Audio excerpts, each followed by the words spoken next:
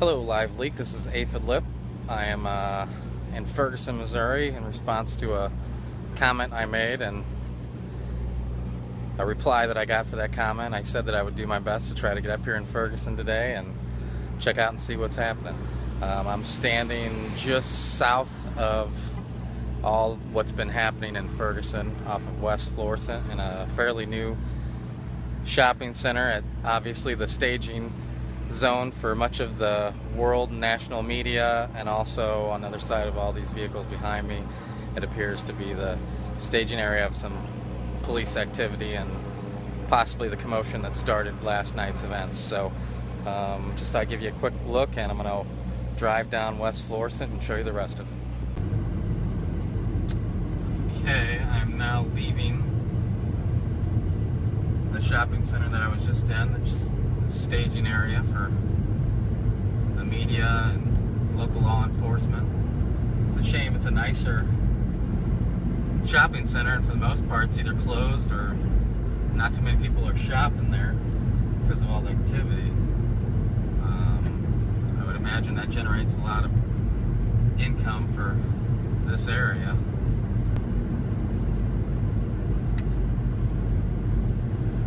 There's police helicopter activity overhead, and I've already been through this area. There's a heavy police influence on every street pretty much. A lot of boarded up buildings.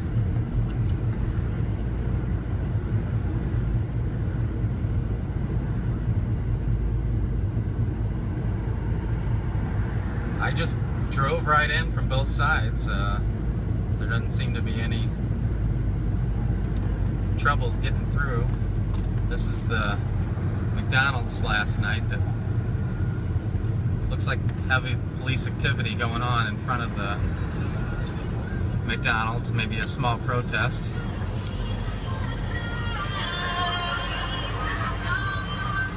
Hopefully this isn't too blurry, but it looks like just peaceful protesting surrounded by peaceful police.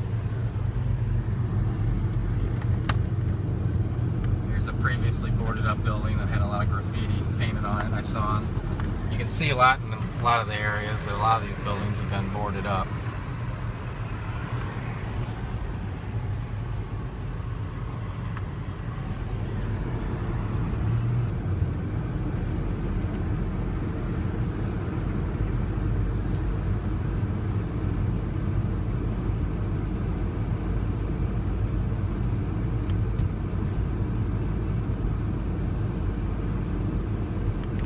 Here's the QT that everybody's seen from the videos. Like I said, heavy police in this area. This intersection is North Winds Estates. This is where the police line was halted last night. So from this point on, it was mostly what they don't call peaceful rioters.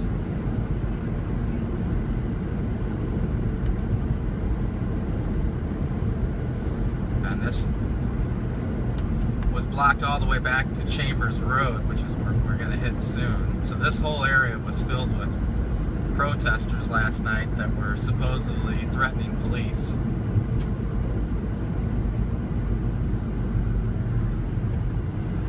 And like I said, there is police at just about every cross street, at least one patrol officer.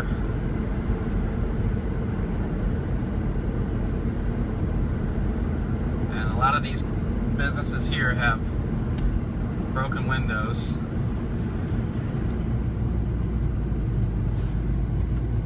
This guy's just trying to cut me off. Here's the Zisser tire that was looted the first night of violence. And that's pretty much it. This Chambers Road, this I believe goes into Delwood and kind of stops the activity. So that's pretty much it. So there you have it, Live Leak. I gotta say, I've been in, I'm a sign maker, so I've done a lot of installs in parts of St. Louis that aren't the safest place to be. And I didn't feel threatened at all when I was up there. Now, I'm thinking it's definitely a different situation when the sun goes down. But there was a heavy police influence. You know, like I said, I've been in some pretty bad areas, and especially east of St. Louis and East St. Louis on the Illinois side. You know, it gets pretty hairy pretty fast over there, and that's just normal life for them. So on to the situation and how to fix it. You know, I'm not going to sit here and say I have the answers. I will tell you that I sympathize with those folks up there. Most of them, I would say a large majority of them, seem to be peaceful protesters. I'm not saying I agree with them. I don't think that this officer that did this, before we know the facts, you know, just going off of gut reaction, I don't think we should, you know, just, you know, prosecute this guy and charge him with murder.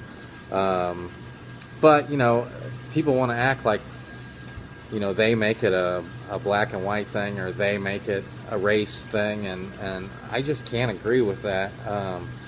If you're familiar with social media, and at least here in St. Louis, any news story that has anything to, and goes on before this even happened, but if it could have nothing to do with race or anything, but if it shows a black person on there, the comments instantly go to, oh, he must be on welfare, oh, he must be this, oh, he must be that.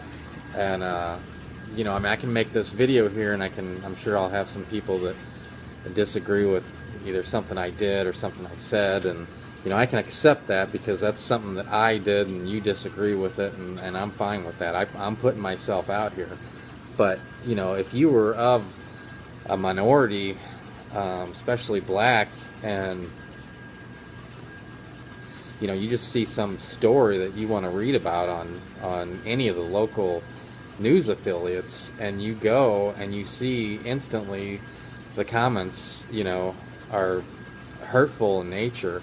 What I'm saying is let's say that 24% of the 21,000, you know, let's say they're all black that are on welfare. Well, that's still a minority of the percentage of blacks. There's 67% black, so it's less than half. I'm not saying that that's a good number to be at by any means, but when you see these comments on, you know, oh, you must be on welfare because you're black, and you know, that those are the highest rated, you know, how Facebook works or whatever.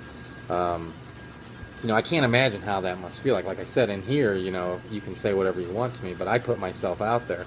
But just to be as a race or a group of people that just goes in to see something, and to see, you know, such negativity thrown towards you before you have a chance to justify yourself. And until late, I didn't see much coming from the other way. Now I'm seeing more, I guess because they're so involved with it.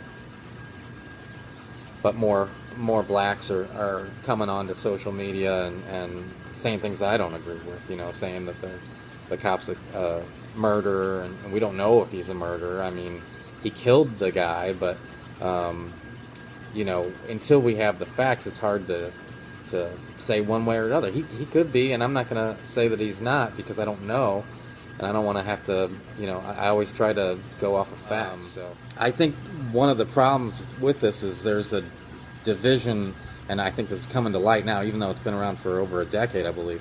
It's called the disposition services, and it's part of the Pentagon, where when they get this old equipment that they don't use anymore, whether it was for the one of the many wars that we go on, or they overordered something, or you know, something better came out and they replenished their stock or whatever.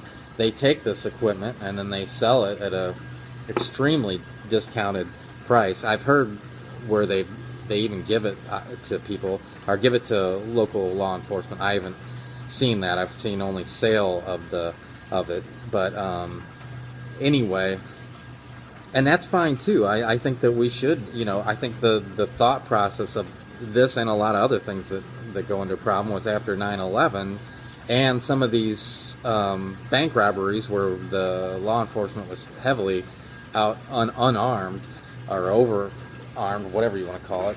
You know, that we got people with bulletproof vests and hollow point bullets, you know, with machine guns shooting up the police, and you know, they're going out there with their pistol trying to stop them, and that ain't gonna work. So, you know, I don't have a problem with heavy equipment being dispersed around the local governments. One of the main problems, I think, with the whole thing, and you know, maybe this had good intentions originally, was they basically have a use it or lose it policy with this stuff. So if you get one of these armored tanks and it just sits around, and you know, possibly this was, you know, two guys with pencils, you know, trying to figure out the best way to handle a situation where, you know, city A wants this and city B wants this, who's it fair to give to? So they decided, well, you know, let's use for the people that are gonna use it, and the ones that don't use it, then they have to give it up. And we're talking about stuff that's $50,000-$100,000 vehicles being sold for like $3,000. So that first night, you know, when they just came in guns blazing, or I don't think it was the first night, and then you saw even the media was getting attacked. You know, that was definitely not the smart way to handle that situation. That's really about it. I just wanted to maybe give some of you guys a taste of what was going on up there from a street view, and I don't know, maybe it's interesting, maybe this has gone on too long, I don't know. I'm really ready for this thing to be over. I don't think it's going to be over anytime soon, because no matter what comes out, there's so many, you know, I don't want to classify anybody as white or black, but there's so many people upset trying to justify this by, you know, where were they when this guy got shot, or where were they when this guy got shot, and you know, that's not going to help anything. I mean, it happened, there's interest towards it, and that's why there's so much media coverage, and you know, it's the same thing with everything else. People complain, you know, oh, this has been going on too long, and oh, I don't want to see this anymore. But you know, I mean, if they show the ratings, it's going to be that the highest ratings are given towards the people that are giving this the most press. You know, I mean, night after night, at least people here in St. Louis, I don't really know what the reaction is towards this, just from LiveLeak and looking at the messages, what the rest of at least the United States thinks, and the rest of the world thinks, for that matter. But at least here locally, you know, people are just glued to their TVs. You know, they're wondering, there's you know, all these rumors that there's going to be, you know, they're coming out to kill Whitey instead of dealing with their own. It's pretty much been localized to the smaller area, which is, like, I'd say 15 to 20 miles northeast of where I am. I'm out, you know, when I was a kid, my dad, you know, saw where I was going to be going to high school, and we lived in a similar area to Ferguson, and we took the white flight and took out to the suburbs, and you know, I'm thankful that he did that, because, you know, who knows how different my life would be, and the opportunities that I've had, how differently they would be if I would have stayed in that area.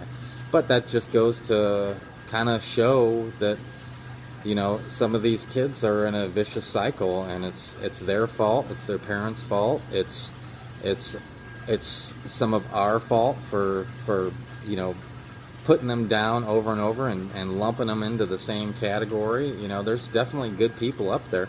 Every night this shit is going down, and they're just tearing up everything, and the streets look like ass. I'm sure you've seen it on the live feeds or the videos, and then by the morning, you know, it's citizens that are going out there, and it's citizens not even from that area, and they're picking up the mess and cleaning it up, where you could see today it looked like any other town in any other part of the United States. You know, it didn't, besides, you know, some protesters and some boarded up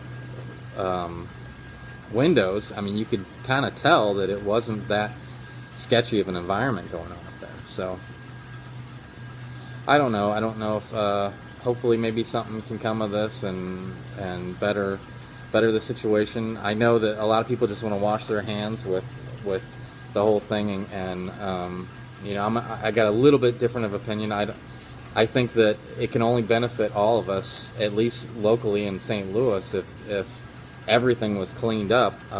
You know, there's a lot more. We're centrally located, and we're a nice, ideal spot for a lot of areas, distribution purposes, to utilize our facilities and our airports. But you know, nobody's going to want to come here if it's looking like the way it's looking. And St. Louis is usually on the top of the list as the most dangerous cities in the United States. So you know, it would benefit us financially to rectify this situation.